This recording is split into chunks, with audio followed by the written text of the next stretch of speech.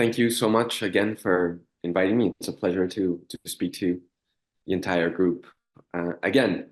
And you mentioned how for the last talk, when I talked about Venezuela, it was at one point in the 1970s, even in the 1980s, the richest country in Latin America. And suddenly now, after 20 or so years of socialism, it is the poorest country in the region. And Argentina experienced a similar decline, although over a longer period of time, around 100 years ago and a little bit more at the turn of the 20th century, from the 19th century to the 20th century, Argentina was not only the richest country in the region, but it was one of the richest countries in the world.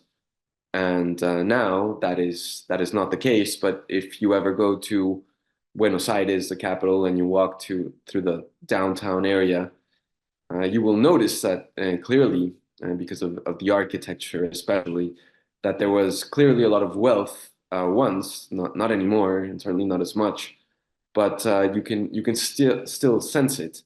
And now it's very interesting what is happening politically, because in December, in November, they had the presidential election, and in December, you had the inauguration of Javier Milei, who is a radical outsider in Argentine politics, and he describes himself not only as a libertarian but as an anarcho-capitalist, which, of course, coming from the Cato Institute, which is a libertarian, classical liberal think tank, it's of course exciting and optimistic, or it causes optimism for us. But it's also very extraordinary. We're not used to having people who share our ideas in power in basically any country in the world, let alone in Latin America. So as you can imagine, I've been very busy of late, and most of my work in the last 6 months or so has concentrated exclusively on Argentina. Now, I just want to explain to you a little bit about Javier Milei and how he became president from, as I said, being a complete outsider. And Milei's training, his academic background is as an economist. So he was trained, however, as a neoclassical economist with a lot of influence of Keynes and also modeling and mathematics. And he even taught in universities and wrote a few books. And he has said in several interviews that around 2012 or 2013, he discovered the Austrian School of Economics, started reading the works of Ludwig von Mises and Friedrich von Hayek, among other authors, and that he instantly saw the light, so to speak, and he became a proponent of Austrian School economics. And he became famous in Argentina as a guest in different TV shows and TV panels, where he would primarily talk about economics. And I will show you that the main problem in Argentina for the last 10 years or so has been inflation, very high inflation levels. And Milei was explaining this on TV. Of course, he is another interesting thing about Milei, as you can see from his picture, is that he's an entertainer. He's a showman. So he has the hair, the sideburns, and before being an economist, he was actually a semi-professional soccer player. He was a goalie, and he was also a rock singer or a hard rock singer. And I understand that he did covers for Rolling Stones in bars and these kind of venues in Buenos Aires. So he's an entertainer. And he became very popular appearing in these TV shows. But beyond the entertainment, he was also explaining very complex things. Like here you have this, if you want to learn more about this, I recommend this Twitter account or X account called Milei Explains. And what they do is that they take old interviews of Milei mostly, and they subtitle them in English. And for instance, here he's explaining the Cantillon effect, which explains why inflation always hits the last people who get the money the hardest, among other things. But of course, it wasn't only through lucid explanations of economic principles that Milei became famous. He was also constantly insulting opponents on TV and yelling, as he is doing here, and that's what caught a lot of people's attention. So he had a very histrionic style, which is also why he has been called in the mainstream press a populist and demagogue and these kinds of things. And there has been many comparisons between Milei and Trump, or Milei and former Brazilian President Jair Bolsonaro, and Milei himself has encouraged those comparisons. But I would argue that if you look beyond the similarities of the style and maybe non-politically correct rhetoric, even insults towards opponents, his policies are very different from those of Donald Trump, who, of course, implemented mostly protectionist economic policies beyond the tax cuts, which I think were good. But the whole tariffs in the United States and protecting several industries. Whereas Milei, he won by proposing unilateral free trade for Argentina, that is, opening trade unilaterally from Argentina for the rest of the world. In 2021, Milei officially launched his bid originally for Congress. And I mentioned how he had become very popular in TV shows. Of course, these clips were taken on social media, and he became a social media phenomenon. And most experts in Argentina, pundits, thought that that would be the end of it, mostly a social media phenomenon. And then in 2021, when he ran for Congress, he started doing these rallies. And maybe you can't see it in this picture, but they were absolutely full, especially of young people, of young voters who were very enthusiastic about his libertarian ideas and, of course, his style. In 2021, he came out of nowhere. He created this new party, and he was elected to Congress. And he sat in Congress for a little bit over a year. He launched his presidential campaign, and then during the campaign, he was promising to take a chainsaw to the state. That is to drastically reduce the size of the Argentine state, reduce bureaucracy, unnecessary public spending. I will talk about a little bit how Argentina became such an economic basket case, and how the growth of the state at the expense of the private sector was really the main culprit. So this image made its way around the world of Milei with a chainsaw during the campaign, wielding it against the state symbolically, of course. And this all led to his victory in November, and this is his inauguration speech in December. So it was quite a meteoric rise from being a social media phenomenon and being very prominent in TV shows to becoming the president of Argentina, all in a matter of maybe 7 or 8 years. Now, this is what I was mentioning earlier. This is the inflation rate in Argentina, and if you go farther back, of course, Argentina has had other bouts of triple-digit inflation and even hyperinflation. Here, you just have inflation since 2015, so you're already starting with double digits, around 25, 30%. In 2015 is when the last center-right administration was elected of former President Mauricio Macri, who promised to do something similar to what Milei is doing now. He promised to have a stronger private sector to bring down inflation. The problem was that Macri implemented a quote-unquote gradualist approach, so he didn't really cut down public spending, and in fact, inflation increased or actually doubled under Macri from 2015 to 2019.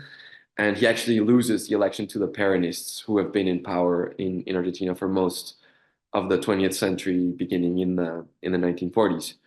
So when Milei wins, it's a win against this Peronist establishment in 2023, after having inflation again more than double.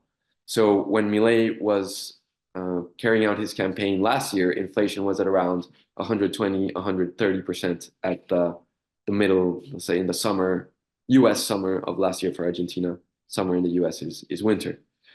In this article for Quillette, they asked me to write an article about Milei, and I felt so much had already been written. So, of course, I've explained how Milei is a showman. He's very talented, I think, at communicating these Austrian school economic principles, which can seem perhaps a bit abstract or not readily easy to understand for laymen or for everyone. And Milei does have that talent.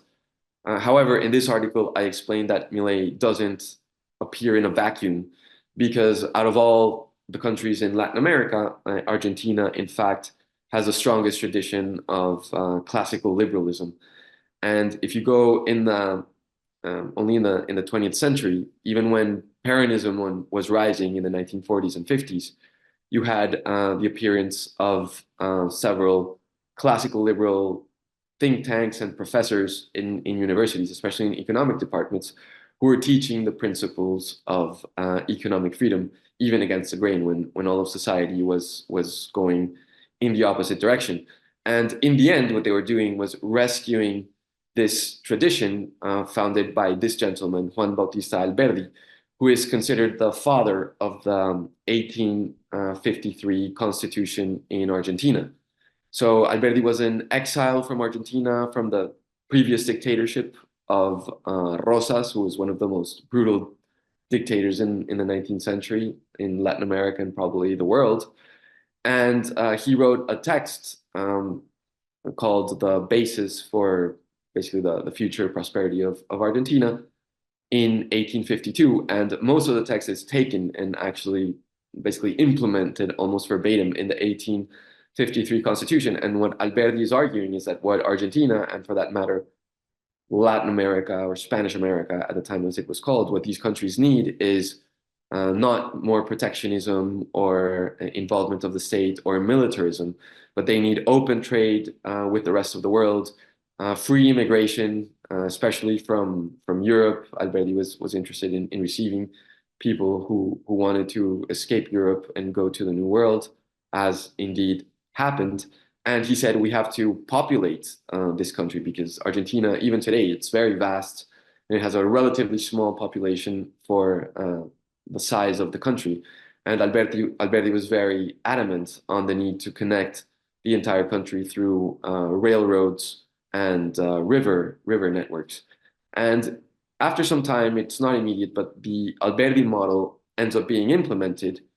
And the 1853 Constitution, it comes into effect fully in effect around 1860, because there were still civil wars going on and not the entire country was not united.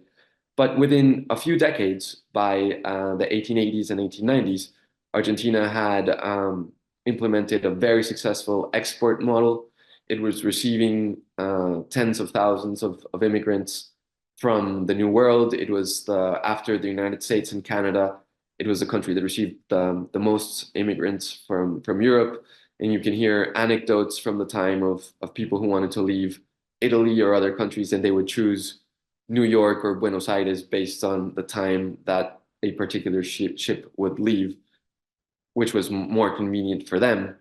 So Argentina, at one point, even though it's difficult to fathom it today, was competing with the United States in terms of attracting immigration and becoming this great power in the New World. Going back to the tradition of libertarianism in Argentina, of course, what happens is that around the time of World War I, 1914, 1918, in the 1920s, Argentina turns towards nationalism, like many countries in the world. So it starts with things like nationalizing the railroad network, which was mostly built and owned by British companies. And nationalism in Argentina morphs into Peronism. Juan Domingo Perón was a strong man, and he was basically a fascist. He was, in the original sense, he was an admirer of Mussolini.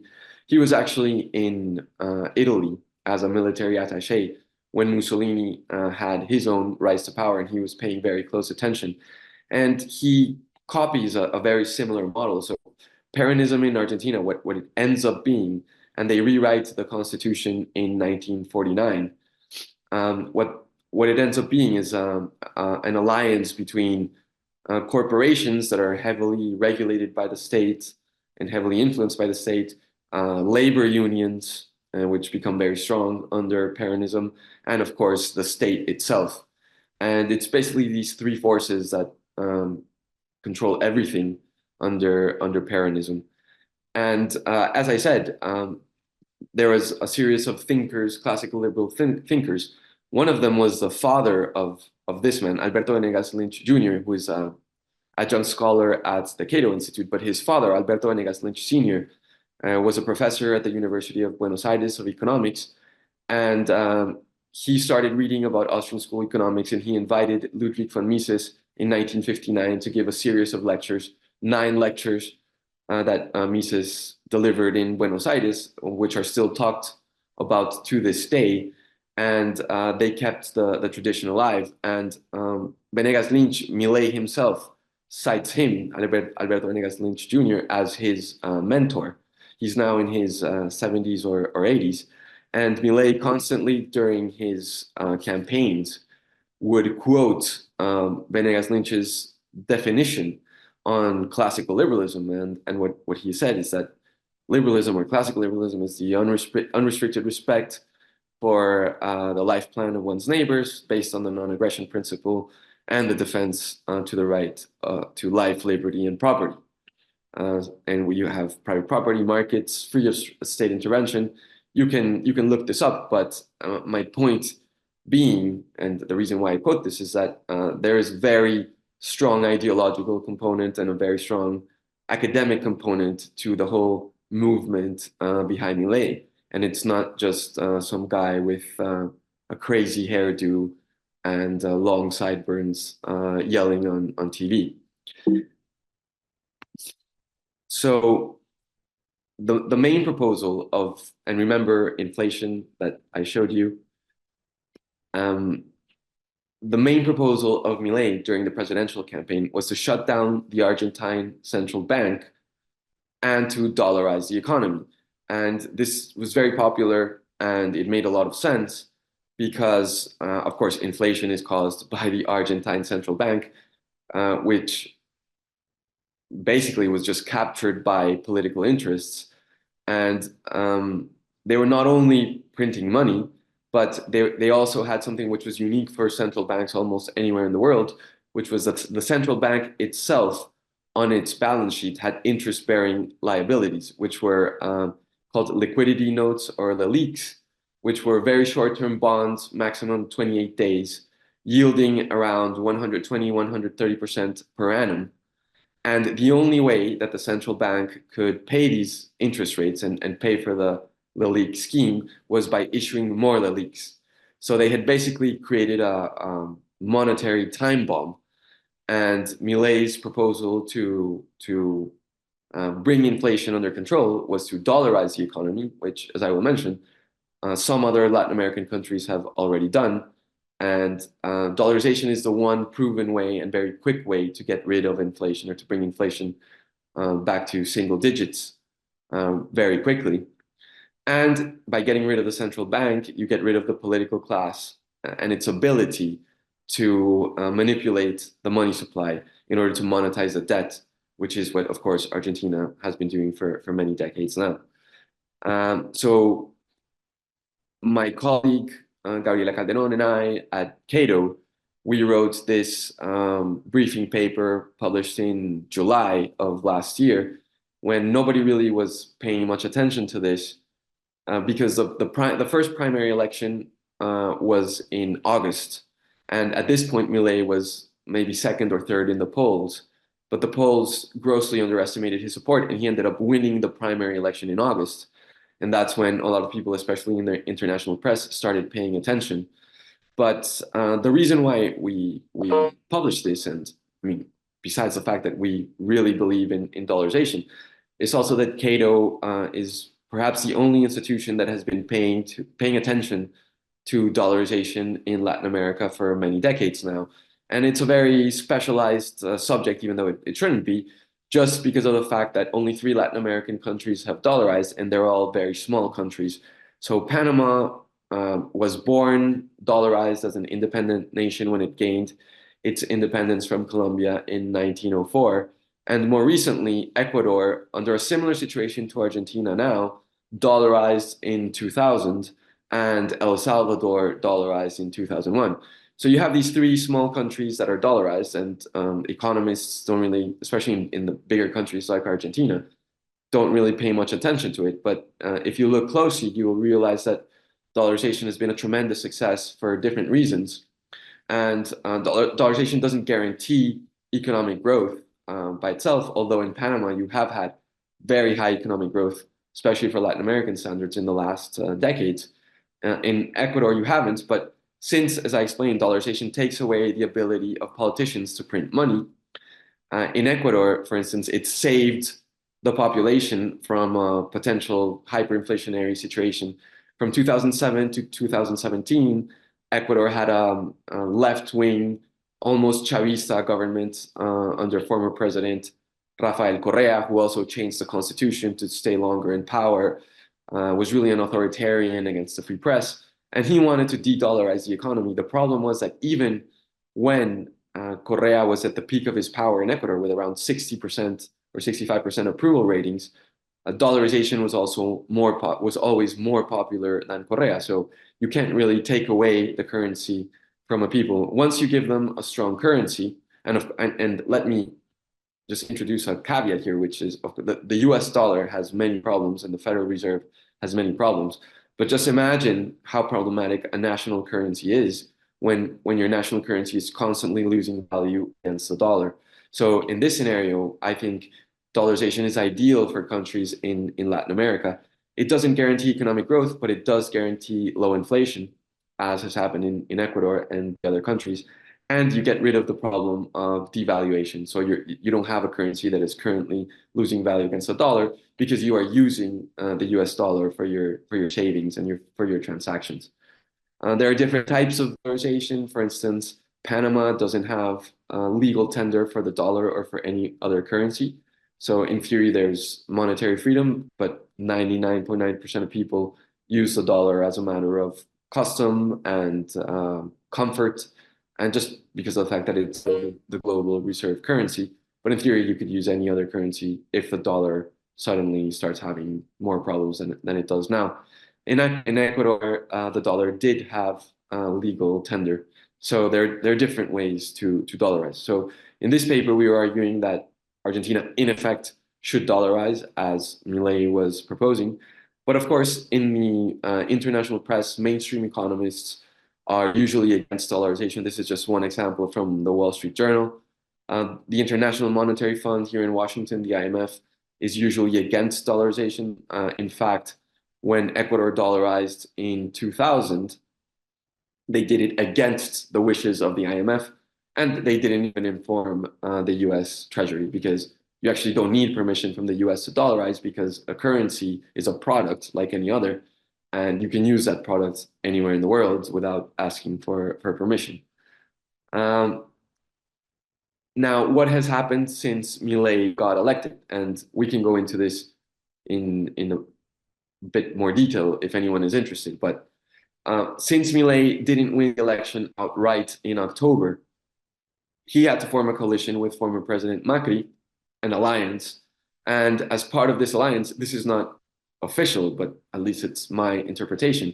As part of that alliance, he had to name this gentleman called Luis Caputo as his finance minister, and Caputo was Macri's former finance minister, and he became famous for launching issuing a 100-year bond in Argentina that a few years later obviously went into default. But Caputo is the current finance minister, and the thing is that Caputo has been against dollarization, openly against dollarization, for a long time now. So I think that is one of the reasons why Argentina still hasn't dollarized. Their rhetoric or their excuse is that they are trying to stabilize the economy and eventually dollarize. I think that is a mistake. I think they already can dollarize. Some people argue that there are not enough dollars to dollarize. I think that is wrong. Again, I think they do have enough dollars. And even if the Argentine state has a shortage of dollars because it is close to bankruptcy, as has happened many times before, Argentines themselves have over 50% of GDP in dollars. Most people store them either in safe deposit boxes or under their mattresses. In Argentina, there's a term called colchón bank or mattress bank, referring to the amount of cash that people hold in dollars, because as soon as anyone is able to, they exchange Argentine pesos for dollars. And of course, a lot of it is also held abroad. So over 50% of GDP, there's more than enough dollars to dollarize. But if you want to get into the details, I will just summarize by saying that you only need to have enough central bank reserves to cover the circulating currency in order to dollarize. And you don't do that from one day to the next, you do it over a period of time, which is what happened in Ecuador and El Salvador. So what is Caputo actually doing, and what is Milei actually doing contrary to the campaign's promises? They have kept the Argentine peso, and they are letting inflation run high, even though it is decreasing. So it decreased in January from 20% to around 15%. And in February, it decreased to around 13%. So it is decreasing, but you're still going to have around 200% inflation for this year. And at the same time, they're lowering interest rates quite aggressively. And what this does is that it dilutes the debt and the deficit, which is a reason why they had a budget surplus in both January and February. But the problem with this is that you're also diluting the savings of pretty much everyone who has pesos in fixed deposits or just cash, of course, because if interest rates are running at around 8% monthly, which is what they're running around now, but you have 15% inflation, of course, your cash and your savings are being diluted. I think that's a mistake, but that's the plan that the government set about. Nevertheless, the bond markets have rallied in Argentina. So as you can see, especially the 2030 issues, the issues that are due in 2030 are at highs not seen in 5 years or more. I think it's 60% or so the rally since Milei came to power. So there's optimism in Argentina. And of course, equities, Argentine equities have rallied a lot as well. This is just an ETF. Now, and I don't know if anyone has a question, feel free to interrupt, but just to close, what is the state of governance in Argentina under Milei? The main problem that Milei has, and that's why I mentioned the coalition, the unofficial coalition with Macri, is that his party, Milei won with 56% of the votes, but his party in Congress only controls around 15% of the lower house and around 10% of the Senate. So he has nowhere near a majority to implement his measures. One way that he has gone, or he has tried to go around this, is in December, he implemented a decree which doesn't need an emergency decree, which doesn't need approval from Congress. It only needs to be not rejected by Congress, and it was already rejected by the lower house. Sorry, it was rejected by the Senate. And if it's approved by the lower house, then it still passes. You don't have to have unanimity. So it's still in the air. And in that decree, he deregulated large swaths of the economy. He ended price controls, he ended rent controls. And you're already seeing an effect, for instance, in the housing market, with thousands of properties coming on markets that had not been on market before. And of course, the prices of rent decreasing considerably because of additional supply. So another interesting thing that he did in that decree was to implement open skies policies, because previously one airline, Aerolíneas Argentinas, was basically a monopoly, and it had dominated almost all routes in Argentina, or the majority of routes.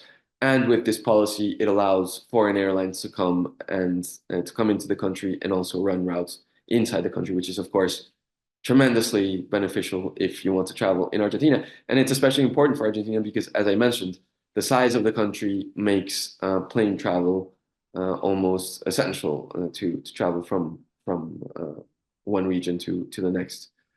There's also an omnibus law, so a very large packet of laws that he presented, which included the privatization of most state enterprises, not all, but almost all of them.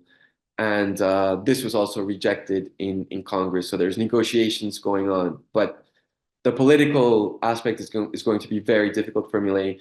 For the time being, his popularity is holding up. So his popularity is still at around 56% or perhaps even a bit higher, which is surprising because, of course, he's implementing very harsh measures, as I mentioned, with the dilution of the debt and the deficit. And there will be elections next year for the Congress. So potentially, if Milei maintains a high popularity, he could either gain a majority or gain a stronger hand in Congress next year. But it's an open question whether he will arrive to those elections still with very high levels of popularity, which is why I would argue that he should dollarize now. I think he doesn't need the approval of Congress. And dollarization is the one measure that it will bring down inflation, it will bring down interest rates, and it has the added benefit that it will never be, or it'll be very, very difficult, almost impossible for any future government if the left-wing Peronists come back to power to undo, because as in the case of Ecuador that I mentioned, once people have a strong currency, nobody wants to go back to a currency that politicians can manipulate at will to devalue and to cause inflation. So that is a very general picture of what is going on in Argentina now. I would be happy to take any questions or even a discussion if Okay. My question is, what do you think are the prospects for, or what the future holds for Argentina in the case that in the next year dollarization won't happen?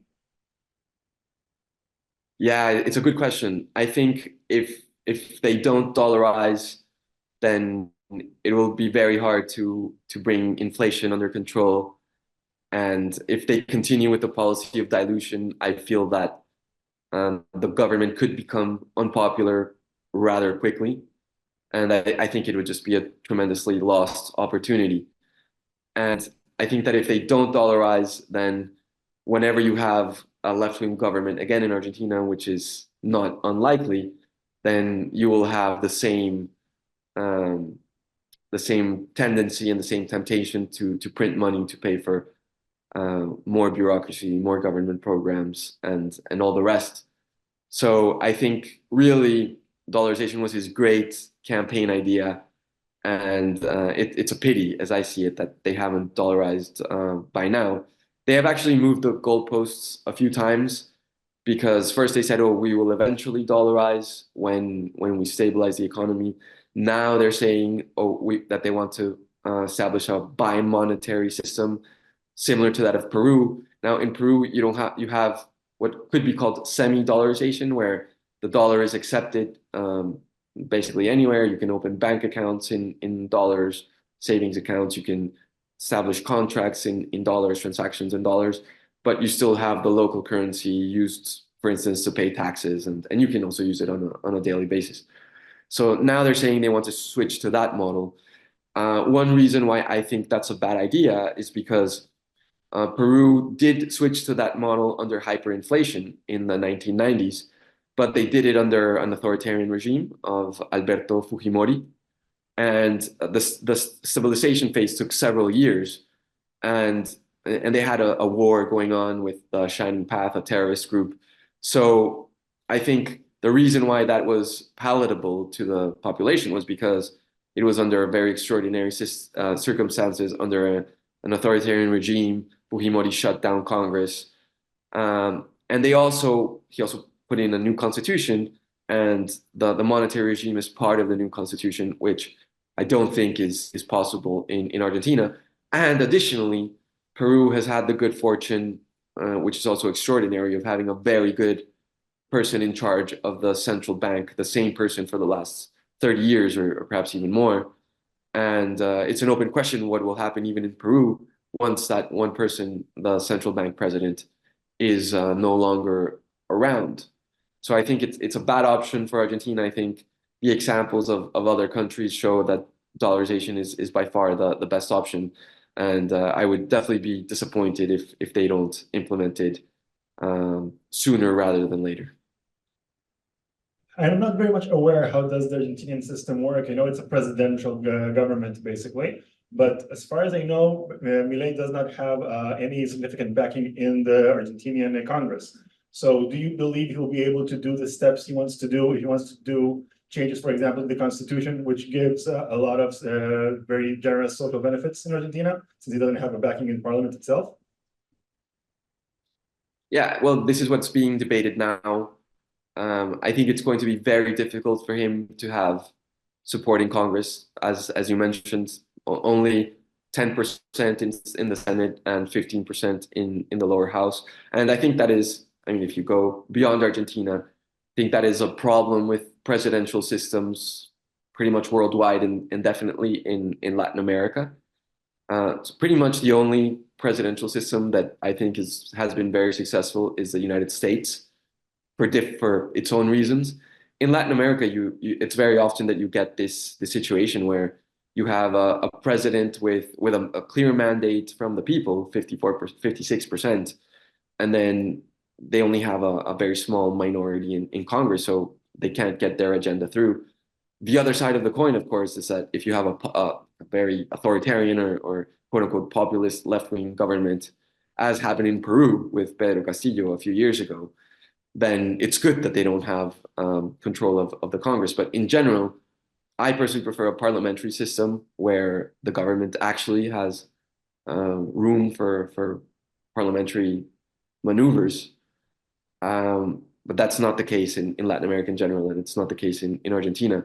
So I think one option would be, well, what he's also done to a certain extent is to decree everything that he can decree without having to go through Congress, try to do the best he can until next year's presidential election, next year's congressional election in order to get more support in Congress, and implement the measures for which he does not need the authorization of Congress. For instance, dollarization, which I think would benefit the economy. And with dollarization, you would have, contrary to what is happening now, which is that with the dilution scheme, you're having a contraction of the economy. So they're basically coercing the country into a recession. With dollarization, what you've seen from Ecuador, for instance, is that you have the opposite effect. You have an adjustment of the monetary regime, but under an expansionary phase, which is what I think that Argentina needs. So that would be my recommendation if they were listening.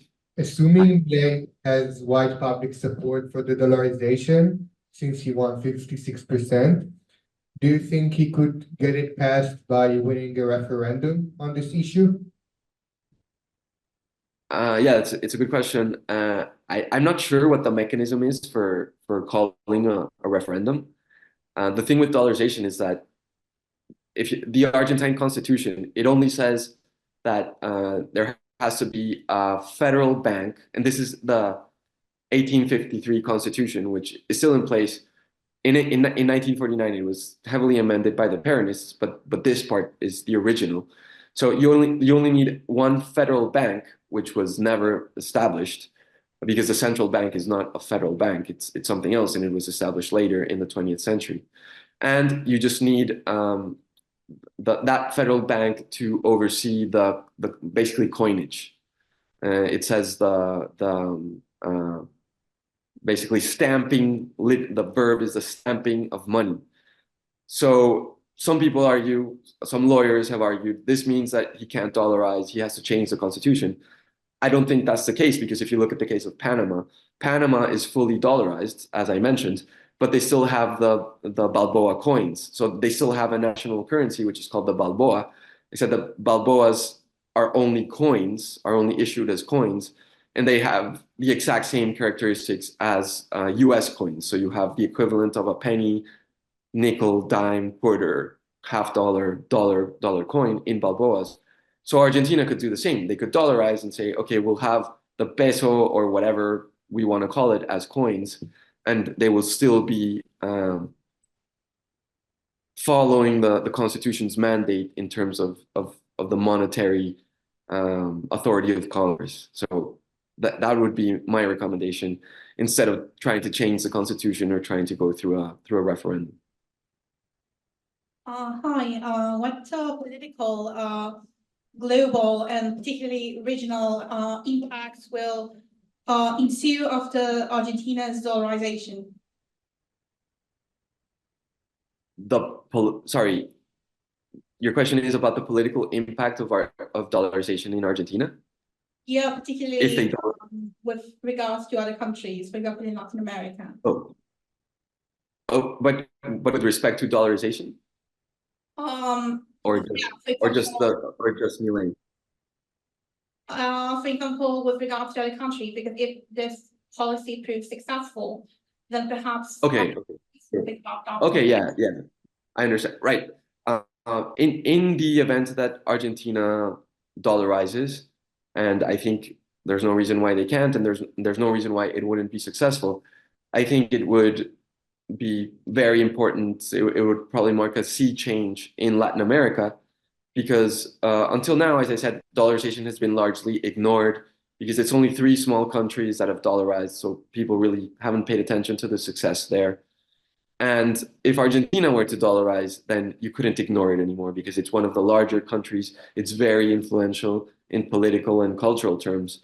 So if dollarization were to be successful in Argentina, I think a lot of other countries, even the bigger countries, would start asking, why do we still have national currencies that are losing value against the dollar? Why do we have higher inflation when it's not necessary, when we can just dollarize or have monetary freedom?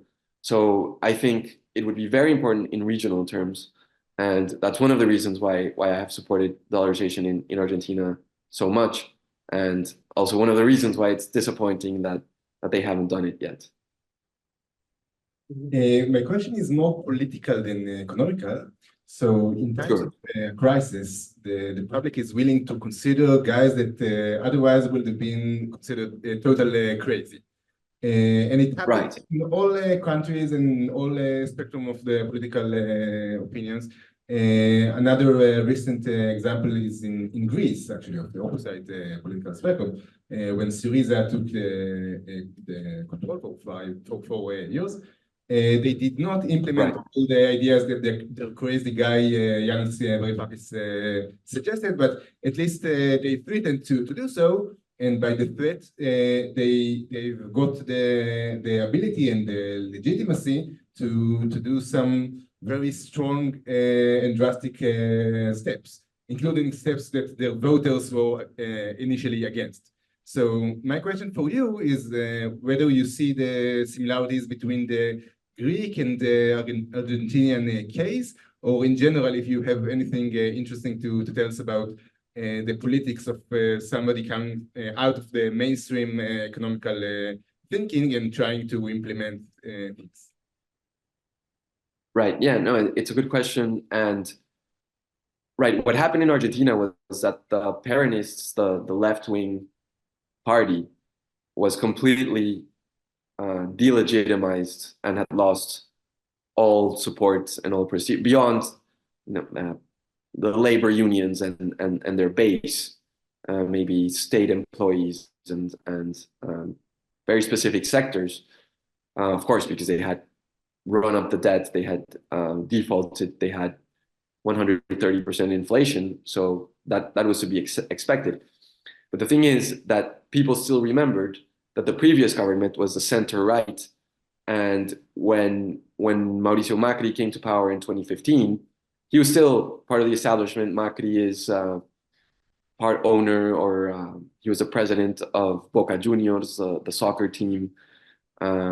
He's from a entrepreneurial family, very well known, but he also failed. He failed very clearly. Inflation under Macri went from around 25% to 50%.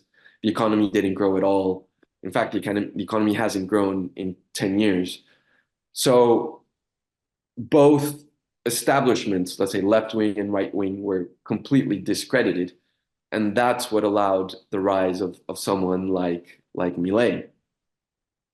In terms of Greece, I think it's an interesting parallel because, of course, maybe the establishment was also discredited, and that's what brought Syriza to power at that point. But as far as I recall, because I was living in Europe at the time, was that one of their proposals was actually to get rid of the euro and to bring back the drachma, to devalue. And of course, that was one of the proposals I think that you mentioned that they weren't able to implement, which is actually the opposite of what Milei is saying that they should do. And of course, they weren't able to implement that in Greece, and they wouldn't be able to implement it in Spain or Portugal or any of these other countries, because once people have the euro and they have their bank accounts in euros and they save in euros, nobody wants to go back to the drachma or to the peseta or to a weak currency. Maybe some politicians want that because then they can monetize their deficits and their debt, but no one who's holding a hard currency in a bank account or even cash in their pocket is going to want to go back to a weak currency. So the interesting thing is that Milei, even though he's a right quote unquote outsider and populist, he's saying the opposite. He's saying we want to get rid of the central bank. We want, or at least he was saying that in the campaign. We want to have a strong currency, and we want to have a monetary stability, which is usually the opposite of what populists or what politicians considered populists say.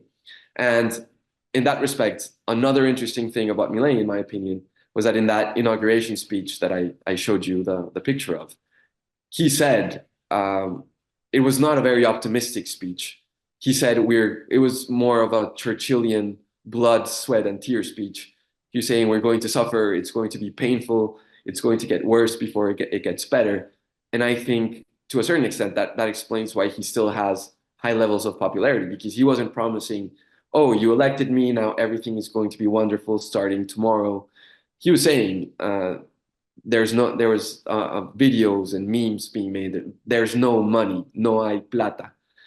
And I think he was being very honest with voters and with the people who elected him and with the country as a whole. And I think when people speak of populism, it's usually the opposite. It's usually these politicians that promise that as long as you elect them, everything's going to be wonderful, everyone's going to become richer without any effort whatsoever, and they're going to send money everywhere through subsidies and handouts. So in that sense, beyond the style, I think what Milei has been doing is quite the opposite of these other types of governments that we've seen in recent years in Latin America and also in Europe. Obviously, the transition is not going to be easy, but suppose Argentina does manage to dollarize. What sort of future can we expect for Argentina? I imagine it could be a initial decline, but what sort of growth can we expect? Do you have any projections? Can you quantify it? Well, I mean, I think it's difficult to quantify, to give you any precise number. But the thing with dollarization, well, the thing is that Argentina has tremendous economic potential in terms of their agricultural sector. They have oil, they have, you name it. It's a very rich country in terms of natural resources, and they also have a very strong entrepreneurial culture. Just to give you an example, Mercado Libre, which is on the Nasdaq, it trades on the Nasdaq here in the US. It's an Argentine company. It's the equivalent of Amazon in Latin America. And that's just one example. And actually the founder had to leave Argentina and go to Uruguay, as many Argentine businessmen end up doing, just because of insane tax conditions and insane monetary regime. So I think as long as Argentina has a stable currency, which you would obtain with dollarization, really the sky is the limit. I think eventually they could return to being more or less what they were 100 years ago. But of course, it depends not only on dollarization, they also have to implement a lot of liberalization policies in terms of banking.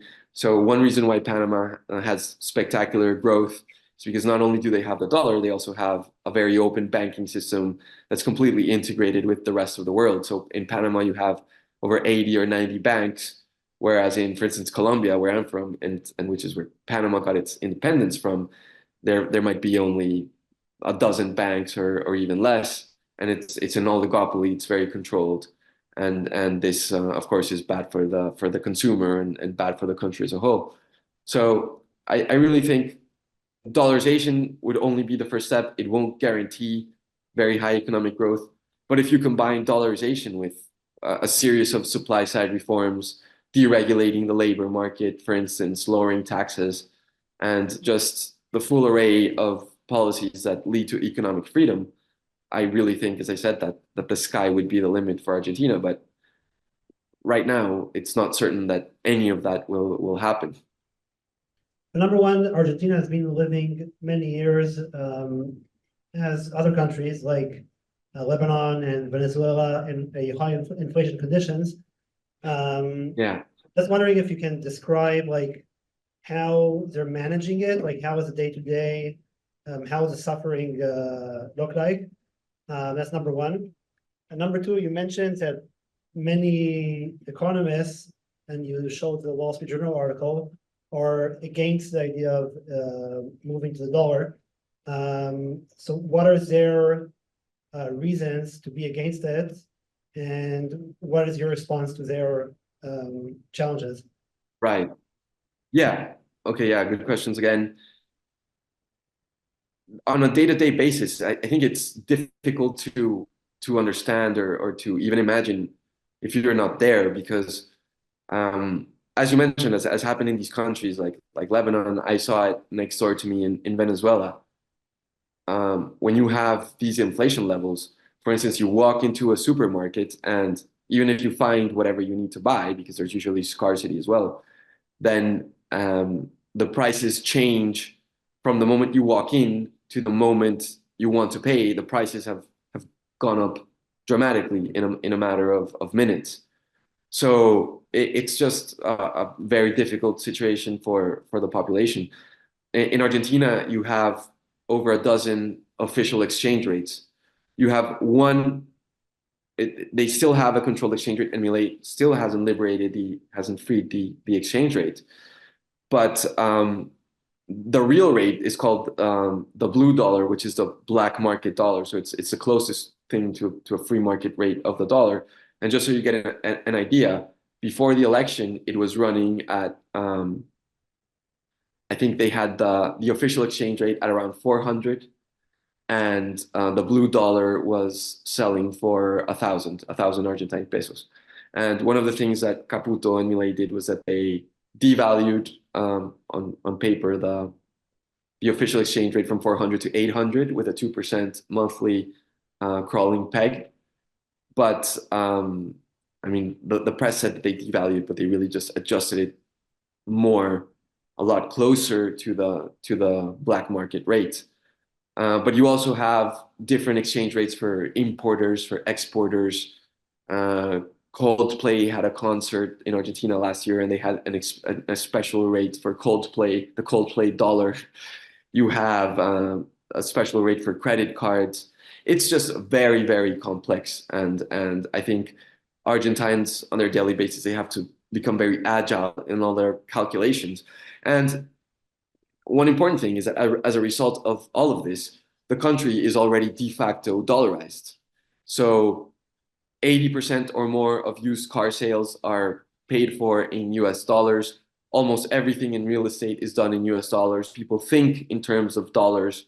So dollarization really is a matter of recognizing that reality. And in terms of the arguments against dollarization, it's usually that, well, it can be on a technical level that Argentina doesn't have enough dollars to dollarize. Again, I think that's not true, because in terms of dollarizing, the way it works, it's a process. The first part is you can dollarize all deposits in an instant, because deposits are IOUs, so you basically change the unit of account from pesos to dollars. That can be done instantly.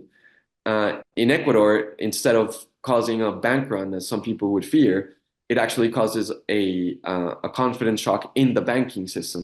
So in Ecuador, you had a bank run in 1999, the year before, and in 2000, with dollarization, people started depositing the dollars that they had in under their mattresses. They started depositing them in the banks, in the same banks that had a bank run a year earlier. So you could expect something similar to happen in Argentina. And in terms of the circulating currency, it's not from one day to the next that you dollarize the whole thing. In Ecuador, they had a 9-month period mandated by the government. You do need to dollarize at the market exchange rate. And then during the 9-month period in Ecuador, both currencies circulated simultaneously. In Ecuador, it was 25,000 sucres per dollar. So if you had 25,000 sucres, that was $1, and you could use it as $1. And at the end of 9 months, you could no longer use sucres. In El Salvador, which dollarized in 2001, they had colones, was the name of the national currency, and they circulated simultaneously for, it was a voluntary process, and after 24 months, over 90% of colones had been traded in for dollars. So in Argentina, you could do exactly the same. Another argument against dollarization, I think the main argument, is that you supposedly lose monetary sovereignty, so you no longer have the ability to devalue the currency in times of crises. I would argue that this is a good thing. Panama, for instance, and Ecuador fared perfectly well during the last shocks, 2008, 2009, COVID, without having to devalue the currency. When you devalue the currency, it's an artificial kind of sugar rush. You might get some very, very short-term benefits, but in the end, when you devalue the currency, you're impoverishing the entire country. And you're eventually going to see higher inflation levels. So I really think that when you have a weak currency, it's better not to have any monetary sovereignty at all. But of course, mainstream economists don't see it that way. And in terms of an institution like the IMF, part of their mission statement says that they are meant to train economists at the central banks in all of these countries, of course, including in Latin America. So if suddenly you have someone like Milei that says we're going to shut down the central bank in Argentina, well, the IMF pretty much loses its influence in that country completely. And within the economics profession itself, it's very prestigious in these countries to work eventually at the central bank. So working at the central bank becomes the equivalent of having an advanced economics degree from a top university in the world. So, of course, if you're an economist in Argentina or in Colombia, where I'm from, you want to work at the central bank and eventually jump from the central bank to the IMF here in Washington, a very cushy job, which, by the way, they also pay no taxes in the United States. So, there's a lot of career incentives for the economics profession not to support dollarization. And in the US itself, nobody cares. I mean, the way they portray it in Latin America is that this is an imperialist policy. But in Washington, nobody, apart from us at the Cato Institute, is pushing for dollarization. The White House doesn't care. The Congress doesn't care. And if anything, the IMF and the World Bank are dead set against dollarization. So it's not a U.S. imposition at all. It's just a policy that is beneficial for these countries, and that they can only decide internally to enact. First of all, thank you very much for the presentation. You're hearing? Okay. Yeah. If I would hear what you just said, back in the Cold War, it would sound like a story of the CIA, like Iran-Contras or something like that. It sounds like either a vote of confidence in the United States economy or some kind of involvement of the US government. Now, during these days, we have the movement of the BRICS of Brazil, Russia, India, China, and South Africa to de-dollarization. And right. What Milei does, it sounds like a US move. So what's your take on that? Thank you. Yeah, no, it's a good question. And of course, there was US involvement in the independence of Panama, of course, because they wanted to build the canal.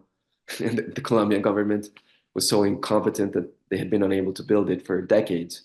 And of course, so dollarization in Panama was a result of US involvement. But in Ecuador and El Salvador, there was basically no US involvement. As I said, in Washington, nobody cares about dollarization, about monetary policy in Latin America. So it's not something really that they're paying attention to. But in terms of the BRICS and the movement to de-dollarize, well, first of all, I think you would have to ask, and I'm sure the governments in these countries would like to move away from the US dollar as a global reserve currency. the question is how many people in those countries want the same, because I think especially in a country like Brazil, if you gave people the option, a lot of people would prefer the dollar to the Brazilian real. I'm not sure about the other countries, but it's a possibility. And the BRICS, and I'm a bit skeptical of the BRICS, of the notion behind the BRICS, because first of all, these countries don't have a lot in common besides being larger countries that are up and coming. But you have China and Russia, China very authoritarian, Russia still authoritarian, and you have a more or less of a liberal democracy in Brazil, South Africa, well, and India also a democracy. So I mean, I just wonder to what extent they're even able to coordinate some kind of unified monetary policy, which is not to deny that these countries are growing a lot, and they're every year I think they're taking more of a share of GDP compared to what it was 20 years ago, maybe at the expense of the United States. But I also think de-dollarization has been a bit overemphasized, and for the foreseeable future, the dollar, I think, will remain the global reserve currency. But even if it doesn't affect, I don't think it affects dollarization, for instance, in Panama, as I mentioned, where they have no legal tender for any currency. The day that the dollar is no longer sound, and that day could come, it can even come soon, I think, then it's really not that much of an issue, because then people have the freedom to switch to whatever other currency is replacing the dollar, or whatever competition between currencies is available. So I think the most important thing is just to realize that currencies are usually not something that a government can impose on the people, especially if it's an unsound currency. People will always, I mean, if you go back to the Roman Empire, when particular emperors would debase the coinage, then people would hoard the good coins of gold and silver and pay taxes with the debased coins. So I think it's just a natural instinct of human beings who want to use sound money, and people are creative, and they find ways to use the better money available. So dollarization, even though it has the term dollar in it, it's just a term that refers to the ability of people to choose what money to use, and not have a central government in a particular country or a central bank impose a particular type of currency. So in fact, dollarization depends on how you use the term. It can be very broad, and you can even consider the use of the euro. For instance, Spain's adoption of the euro, or Greece's adoption of the euro, can be a type of quote unquote dollarization, even though you can also call it euroization. And euroization is different from dollarization in Latin America, insofar as the euro is also a political project, and you have the transfer union, the unofficial transfer union between Germany, Northern Europe, and Southern Europe. So I think it's different. The main virtue of dollarization is that there is no lender of last resort for a dollarized country, and that's what a lot of economists criticize. But I think it's a very good thing for there not to be a lender of last resort, because it forces politicians to be more straightforward. So if they have to raise taxes, well, if they want more spending, they have to raise taxes.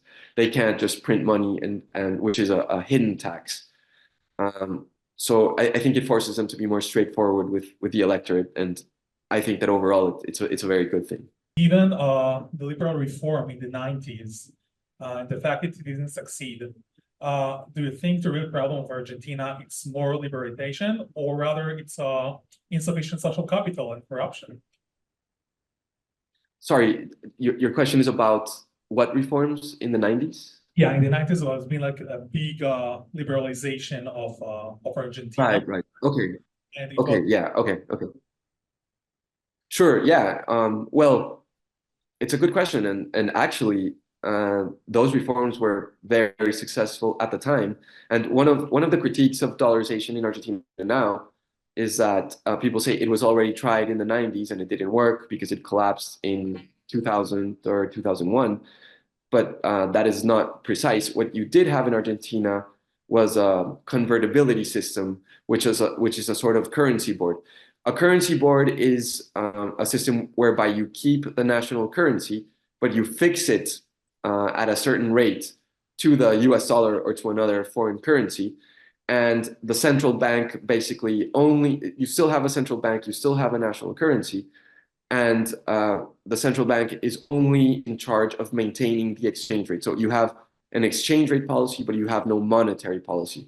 And the way to keep the exchange rate usually involves holding a certain amount of reserves and not interfering in of course, interest rate policy and monetary policy in general. And that's what Argentina had, except that it had an unorthodox currency board, insofar as the central bank eventually started carrying out monetary policy, carrying out exchange rate policy, by, for instance, having different exchange rates for importers and exporters. So they were continually intervening. But in the meantime, the system was very successful in terms of reducing inflation from over 2,000% to having under 3 or 2% in a matter of 7 or 8 years. So convertibility was the last time in Argentina when you had low inflation, and dollarization would just make that constant, and you would get rid of the temptation of the central bank to intervene, which is why Milei's proposal of getting rid of the central bank, I think, is so important. And the other measures, I think, were also successful in terms of liberalizing the economy. The problem, of course, was that with the end of the monetary system, of the convertibility system, you had the return of Kirchnerism, of Peronism, in the form of Nestor Kirchner and eventually his wife, Cristina Kirchner. And they basically established a model, maybe not as extreme as Chavez's in Venezuela, but sufficiently similar in terms of complete intervention in the economy, price controls everywhere. I mean, one of the price controls that Milei got rid of mandated what supermarkets and stores could display on their shelves. So it was a very, very regulated, hyper-regulated economy. And so I think that anything that goes counter to that would be very beneficial to Argentina. And I think the one lesson from the 1990s is that if you control the monetary aspect of things, if you have a sound currency for a number of years, it's very positive in terms of getting rid of inflation. And I think that's Argentina's number one problem. So I think there are positive lessons from the 1990s, of course. There are people who would argue otherwise, probably with a left-wing agenda. But I think the main lesson is that it was successful in terms of getting rid of inflation. And I think, and most Argentines think, I mean, the reason why Milei won was because inflation was the number one problem according to all the opinion polls. If it hadn't been the case, I doubt that he would have really had a chance. So I guess we'll see how it plays out. And just I was going to mention that one thing I didn't talk about, and I'll just mention it briefly just to close, is that another big change with Milei has been Argentina's foreign policy. So Milei has been very adamant in saying that he wants Argentina to be allied with the United States and Western Europe and Israel, which of course is a big change from what you had under Peronism and Kirchnerism. And one of the countries that Milei has already visited was Israel. In fact, he was in Israel when his big bill in Congress fell through. And so he's been very, very supportive. He's on his own quest to convert to Judaism. And so in that sense, I think from an Israeli perspective, I think it's very welcome to have I mean, it might not be very significant in geopolitical terms, especially in military terms, but diplomatically, it might be important to have a strong ally now in Argentina, which is still an important country in Latin America. Right, Daniel, thank you very much. It was a pleasure. Okay, bye.